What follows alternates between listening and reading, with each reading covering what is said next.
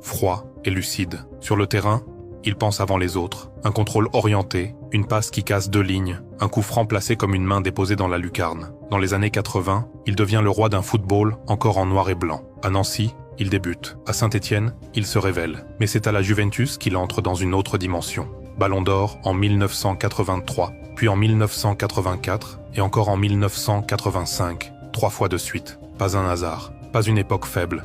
Juste un joueur qui voit plus loin que les autres. Avec les Bleus, il forme le carré magique. Giresse, Tigana, Fernandez, et lui, au centre, c'est l'architecte. Euro 1984. 9 buts en 5 matchs. Le capitaine ne lève jamais la voix, mais quand il frappe, la France se tait. Tout est sous contrôle, tout est propre, tout est précis. Mais voilà, Platini n'aime pas seulement jouer, il aime aussi diriger. Alors il quitte les crampons, devient sélectionneur, puis organisateur, puis président de l'UEFA. Et là, tout bascule.